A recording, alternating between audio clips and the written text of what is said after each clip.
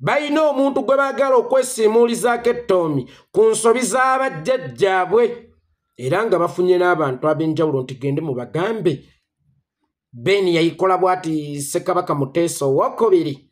naye byaviira mu Ben mwenna mwabimanya. Ekibuuzo kiri kimu, Ben ono gwe mwagala okukozesa ng'omuggo mu kateebe oba gwe mwagala okukozesa nga kiimakolima okutiisizatiisizangako abantu? Bwe mwamugoba y'ensonga lwaki Muteesa yafa bukadde. Tya Muteesa afudde obukadde, teyafiira mu anaaje. Gwe mwagoba ne mugenda n'obote ne mugamba Ssaabasajja Kabaka nti ayi Ssaabasajja Kabaka Muteesa owookubiri ono mujeemi simuwulize, tetugenda kutambula naye. Tuno tukuleetedde obote tumutuumye n'erinnya erya Bwete tumugasse butereevu ku Buganda era agenda kutambula ne Namulondo. Ssaabasajja Kabaka ne muzimusuulamu era ebyaddirira obote bye yakola Muteesa mwabimanya, naye ng'ani yakuba Ben amagye amavundu ng'ataputa bubi statementi ze olw'okuba aweeredde omuzungu ssente. Ani atakimanyi nti omuzungu yajja yazze kusaanyaawo Buganda? Nkiddamu, omuzungu ye yatta Muteesa owookubiri, kubanga omuzungu yakwata Muteesa n'amuteeka ku bwa pulezidenti n'amuteekako Ssaabaminisita Dr. Apollo Milton Obote naye ng'ekizekitiivu era nga yasula entebe. Olaba yatuuka okuduumira amagye gagende galumbe Muteesa. Kitegeeza nti Muteesa obwa pulezidenti baali babumuweereddeko nga kamasu kanyoobwa kamasu okumubalulirawo. Y'ensonga lwaki bwe baamala okulumba olubiri eri Omungereza n'amukubira omumuli n'agendayo ng'enswa eyo gye baamumaliririza. Era ebbaluwa eyava e Buganda oba e Uganda ng'ewandiikiddwa Dr. Apollo Milton Obote ng'eweerezebwa Obwakabaka bw'e Bungereza oba gavumenti ya Bungereza nti eyo mumumalirize tageza nadde eno yagitwala mumumanyi. Agamba abantu nti wa musu kyokka nga yeemanyi bulungi nti muzzukulu wa Lwomwa yeddira ndigataabe mulala oyo agenda kubeera Joyce Nabbosa Ssebuggwawo. Kambuuze ago ge makungula ge mwenyumirizaamu? Ben bw'oba oyagala omukozesa nga sikeya kulo then ate jjukira ggwe kye byakutuusa ebyokukutanga n'abagwira Nalumansi. Waali jjukidde gye byakutuusa ebyokukutanga n'abagwira Nalumansi. Ben Kiwanuka gwe mugamba nti yavvoola Namulondo yakonjerwa abantu nga bano ng'era bye bagezaako kukonjera Kyagulanyi. Naye wakati mu kumukonjera mwalaba ebyaddira, mwalaba ebyavaamu bye mwagala bidde Buganda kubanga mwagala okukozesa Ben Kiwanuka nti ebyafaayo byeddiringana okutiisatiisa bannabyabufuzi n'abantu bonna be mwagala ofuta bbalako aba Buganda. Mwagala kukozesa Ben Kiwanuka. Naye ate neyo saga ya Ben Kiwanuka n'omulyo gwe mwamukumire wa Muteesa temwaguyigiramu, temuyina kye mwayigiramu. Nkale Ben Kiwanuka yali mubi. Kasita Obote omulungi mwasobola okutambula naye. Ssaabasajja Kabaka Muteesa n'atuuka okukisa omukono naye ng'akisizza lwa bukadde nga si lwono gwe mwatwala mukaalakaala mu lubiri ebaamunaanika nti wuuno waaliwo abantu abataputa obubi statementi za Ben. Y'ensonga lwaki omuntu asobola okugamba Ben yali mubi, Ben Kiwanuka yali mubi, era mmwe abamanyira Namulondo mugenda kukomekkereza nga Ben Kiwanuka yalaba Muteesa mu kamwa naye nga tayina katambi yadde obuwandiike nga Ben Kiwanuka alaba Muteesa mu kamwa. Tayina katambi yadde obuwandiike nga Ben Kiwanuka alaba Muteesa mu kamwa. Mutuweeyo katambi nga Ben Kiwanuka alaba Muteesa mu kamwa. Mutuweeyo katambi. Tebayina yadde obujulizi obulaga nti Ben Kiwanuka yalaba Muteesa mu kamwa mu katambi oba mu buwandiike. Kino nno kitegeeza ki? Kituufu Muteesa yagambibwa nti oli akulabye mu kamwa ayagala kwepima mu maanyi go. naye ng'abamugamba bamwagala kumunyiiza naggobera ddala oli kubanga baali bakolera ku oda ya muzungu abaganda ababiri ab'amaanyi baali tebasobola kumanejingika y'ensonga lwaki Beni omubye yali tayagala Muteesa munnange lwe bawaŋŋangusa Muteesa Beni n'ayingira ekijji oyo gwe mwaleeta nti ye mulungi olwamala okuwaŋŋangusa Muteesa n'okumutta n'amuttira ebungereza mu gwenkagamu omwenda nga Beni ali mu kijji kitegeeza omuganda Kirimaanyi avuddewo ne waliwo omuganda omulala ow'amaanyi atayagala ennyo Obuganda tusooke naye tumugjewo tebaakwata bajjajja baabo abaali baagala Obuganda era baakwata Beni toyiga mmwe temuyiga bwe muba temusobola kulaba waakiri temusobola kuwunyiriza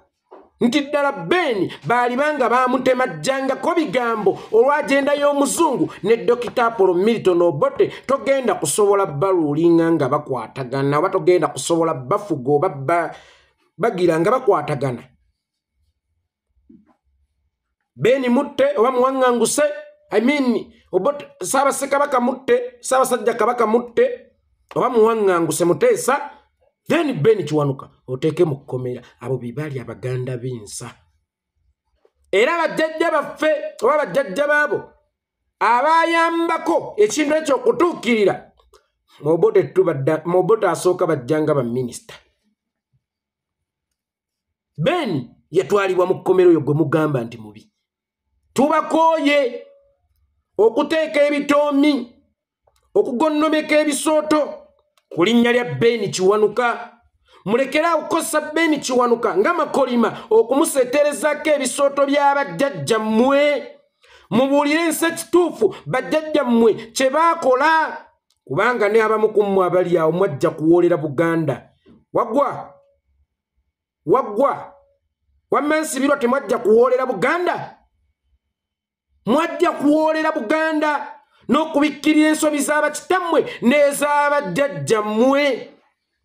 kyova olaba mugezaako nnyo okuwandula Beni Kiwanuka statement z'ataakozesa yalabye Kabaka mukamwa yakoze bw'ati yalabye Kabaka mukamwa yereerere yalabye Kabaka mukamwa ng'ate wano tulinawo Obote tumutwale tumwanjule ebyavaamu mwabira bammwe temulowooza nti Obote yava mu bbanga okulumba Muteesa oba baafunamu busungu bwajja buti obwo obwamangu kitegeeza Obote yajja amanye ekyokukola naye ani yamuyambako bajjajja baabo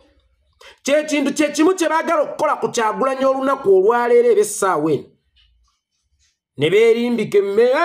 yalabe Kabaka mukamwa yalabe Kabaka mukamwa temutusembereza alabe Kabaka mukamwa kubanga balabe baagala kukuba buli muntu ayagala ennyo Obuganda era ayinza ottakkiriza Obuganda okubuusa Obuganda ku bulabe bwabwe kyensonga lwaki bagezaako nnyo okuvunza okumanya bajjegga bwe babeera Emmengo ne bavuma Beni bwe babeera mu DP ne bawaana Beni bannanfuusi bwe baba balina bye baagala okuyisaawo ng'oba balina ke baagala okubba mu byobufuzi Beni muzira bwe babeera Emmengo Beni kisassalala kuba bonna nga bwe mbalaba era bannabyabufuzi abajjira mu DP yiyo ne DP gye bagamba nti yalimbye yayawukana n'Obuganda Buganda yawamba DP era Nkoba Zambogo yafuuka akademe ya DP Buganda mbu beemaze okuteekateeka ng'ebaweereza mu DP kyokka nga Ssekagale wa DP Truth and Justice Beni Kiwanuka yafiira ku mazima n'obwenkanya mbu ate mulabe wa Buganda Beni eno bamuwa ebimuli eri bwe bamukkakkanya tutunuulire enfa ya Beni ekulaga obutuufu bwa Beni abaaye njagala tutunuulire enfa ya Beni ekulage obutuufu bwa Beni General Idi Amin Dada ina munnamawulire omuzungu gwe yali ayagala Beni asingise omusango kubanga yali Ssaabalamuzi Beni n'amugamba ekyo si kye nasoma mu mateeka naye ng'omusingo bulamu Idi Amin ki gw'oyimirira mu maaso n'omugamba nkujemedde by the way Idi Amin ebirala yali mulungi naye yali tayagala challenginga egoye Idi Amin ki gw'oyimirira mu maaso n'omugamba ngenda salira ku mateeka si ku fevayo Beni yattibwa ng'atuukiriza kiri kye yagunjaawo mu kibiina kye ekya DP Truth and Justice oyo gwe ŋŋambe yavuma Muteesa oyo gongambe yali tayagala Buganda really oyo gongambe yavuma Muteesa gongamba eyali ayagala osanyawo Buganda ng'atukana okuteekayo obulamu bwe ng'omusingo ng'atambulira ku truth and justice asale mazima aleme kusalira mu feva ya President General Idi Amin gongambe yali tayagala Buganda era gongambe yali omubi abaayi kati ate waliwo ekintu ekyakimulina okukuba mu ttooki enfa ya Beeni ennyonnyola Beeni omutuufu ye yali ani nkiddamu enfa ya Beeni ennyonnyola Beeni omutuufu ye yali ani nkugambye nti mazima akeerewa Bulimba n'asooka naye ate mazima Bulimba ne bw'abeera ng'alinga eppipa y'amazzi mazima alinga ettondo ly'amafuta ne bw'oliteekamu oti lyekenenula lyo ne lyejja bannaye famire ya Beeni mulwanirire ekitiibwa kya kitammwe ku buntu buno kitammwe baabagala okubbeeza ebyobufuzi bamukozesa Beeni owa DP bwe batuuka emmenga abantu be bamu ne bamwesiimuulizaako ebitoomika gimu nkimanyi kati okola ne Museveni naye mutakkiriza ekitiibwa kya kitammwe abatamanya ŋŋamba baagala kukkakkanya kitiibwa kya kitammwe na kumumusiimuulizaako ettoomi olw'ensobi ezaakolebwa bajjajjaabwe kubanga Omutanda yagobebwa Obwakabaka ne buggyibwawo Omutanda nattibwa mu buwaŋŋanguse ez'ensobi tezaali za Beeni wabula zaali z'abaagoba Beeni ne bagenda ne Dr. Apollo Milton Obote kakati baagala okuddira ensobi z'abajjajjaabwe ekitoomi bakyesiimuulize ku nguli Beeni Kiwanuka sigenda okukyekkiriza era mu kikomi mbagirawo kubanga Beeni mu kutambulira ku mazima n'obwenkanya nkyatwala obulamu bwe n'abulako n'effiire talina malaalo oyo gwe tugamba mbu tukyawe gwe mukosanga ekyokulabirako okukakkanya Abaganda abaagala okubagambako mweyongeredde ddala okwenya n'okwekwata ku bisubi naye ng'ekibuuzo kyabadde nti bwe kiba tekyawedde eggulo kiriggwa ddi